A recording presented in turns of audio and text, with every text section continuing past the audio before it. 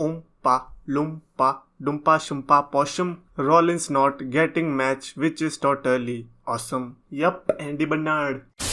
तो क्या सो champions of the world में 3DX चेतन सेथ रॉलिंस के बारे में भी बात करेंगे, बट उसके पहले can we just appreciate WWE का social media account, because now I am seeing कि WWE ने जो ये पोस्ट डाला था जब एज का सेगमेंट आया था, तो उसकी वीडियोस पे उन्होंने लिखा था I am better than everyone, जो कि एज ने कहा था, उसको कोट करके लिखा हुआ, और नीचे WWE ने लिखा था Edge is making a strong statement on Raw. However the fun part is कि ये उनका एक्चुअल स्टेटमेंट नहीं था। इसके पहले एक जो ओरिजिनल ट्वीट आया था WWE की तरफ से, उसमें WWE ने लिखा था I am better than everyone and Edge knows it. Basically MJF, yes I am better than you and you know it. तो आई थिंक पता नहीं क्या सोशल मीडिया का वाला जो बंदा है उसको गालियां पड़ी होंगी बाद में, अबे तेरी हिम्मत कैसे हुई, ये सब मेंशन नहीं करना रहता इधर। भाई वो बंदा इंटरेस्टिंग बना रहा है और तुम लोग, बट खैर उसकी भी क्या गलती है। WWE के पोस्ट में आके लोग रोएंगे तो उसका फायदा नहीं है ना।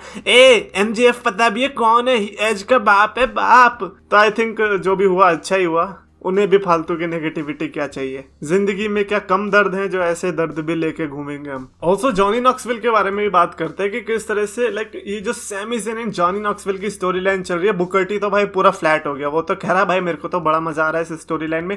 एंड मेरे को ऐसा लग रहा है कि लाइक ये मैं कह रहा हूँ, ये बुकर टी ने नहीं कहा, बुकर टी का हो गया उतना ही था। तो मैं कह रहा हूँ कि यार मेरे को ऐसा लगता है कि अब नई जनरेशन आ रही है जो कि इंटरनेट पे फुल बेस्ड होने वाली है, जहाँ की मेरे को ऐसा लगता है कि जो इंटरनेट की राइवलरीज होने वाली है ना, वो हो सकता है कि आउटशाइन कर दे जो टीवी पे राइवलरीज हो रही है। बिकॉज आपको भी पता है इंटरनेट का सबसे बड़ा एडवांटेज यही है कि आप इंटरनेट पे कुछ भी कर सकते हो। एंड सैमी ज़ेन की जो स्टोरी लाइन चल रही है कि किस तरह से जॉनी नॉक्सविल ने नंबर लीक कर दिया, सैमी ज़ेन परेशान हो रहे हैं। जस्ट इमेजिन इसको आप कैसे ट्रांसलेट कर सकते हो लाइक टीवी पर सैमी ज़ेन आएंगे, well yesterday I got lot of miss calls. Instead आप उनके स्क्रीनशॉट्स देख रहे हो, टेंशन वाले ट्वीट्स देख रहे हो, तो आई थिंक उसमें ज्यादा मजा आ रहा है। तो लेट्स जस्ट से कि लाइक 30 या 40 ईयर्स, आई डोंट नो आगे चल के क्या होगा, मेटावर्स WWE जो भी आएगा, मेरे को लगता है कि ब्राइट फ्यूचर है अगर लाइक ब्राइट आइडियाज हैं। बिकॉज मेरे को लगता है कि स्कोप है, बिकॉज बच्चे पैदा होते रहेंगे और WWE के फैंस बनते रहेंगे, क्योंकि ये अलग जॉनरा है। इस जॉनरा को कौन कॉपी करेगा,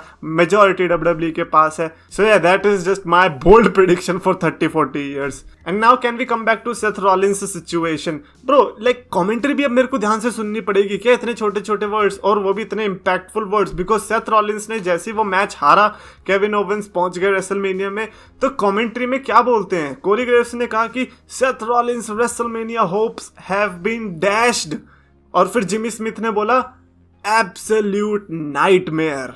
wow, in case you don't know, dashed basically dashing Cody Rhodes का उठाया डैश्ड, और एब्सोल्यूट नाइटमेयर में नाइटमेयर भी कोडी रोड्स का ही उठाया, जो कि निकनेम वो यूज करते हैं अमेरिकन नाइटमेयर। अब यार हमको बताओ कि भाई तुम लोग इतने छोटे छोटे चीजें रखोगे और वो भी अलग अलग जगह पे, तो फिर कोई कैसे करेगा। बट अगेन अगर ये ट्रोल हुआ ना कोरी ग्रेव्स, मैं सही में कह रहा हूँ लीक कर दूंगा तुम्हारी वीडियो और अलग ही वेबसाइट पे करूंगा और पैसे मैं छापूंगा फिर। हाँ नहीं तो यार कोडी वर्सेस सेथ के सपने दिखा दिए।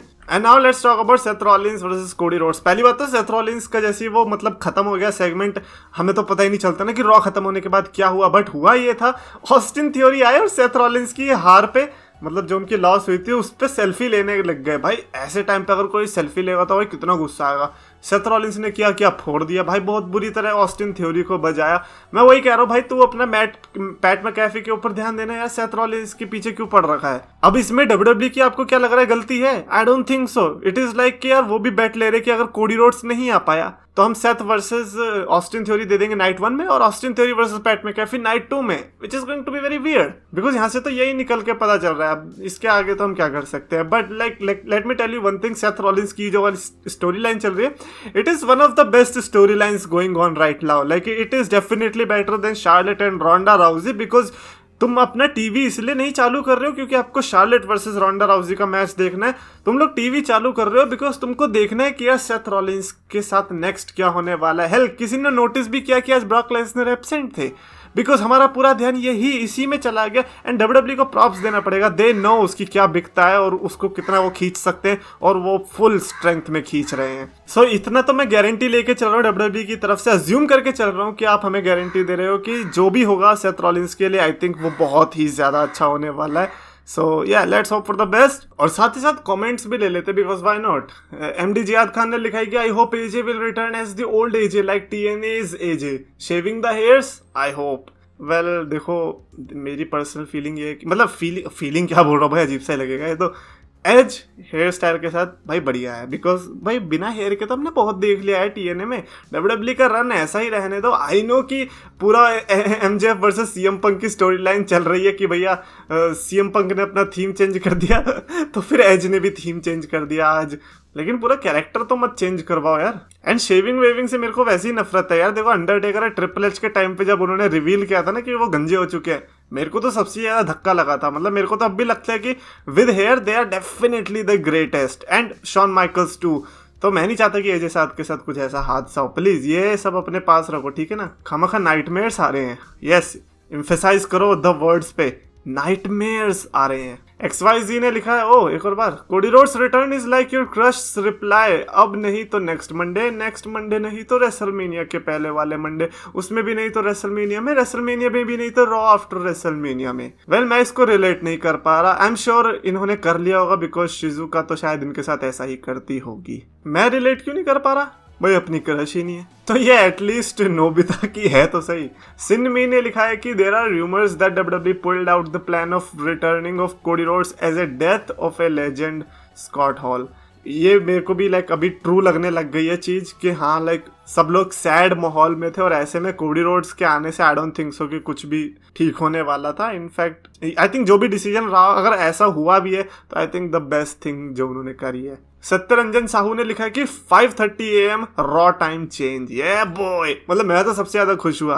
मैंने कहा यार ये जिंदगी में यही तो चाहिए था कि 5:30 बजे शुरू हो, बिकॉज 6:30 बहुत वियर्ड टाइमिंग है, बहुत लेट हो जाता है। लाइक और कोई काम धंधा नहीं है क्या हमें। और मुझे पता है कि स्कूल वालों के लिए भी ये बहुत बढ़िया होगा 5:30 पे। शक्ति सोलंकी ने लिखा है कि तुम्हें एज का थीम सॉन्ग पसंद आया या नहीं। Okay that is a great question to be honest. And since Edge की हम बात कर रहे हैं भाई, एज जिसका थीम सॉन्ग मुझे लगता है कि दूसरी बार ही चेंज हुआ था।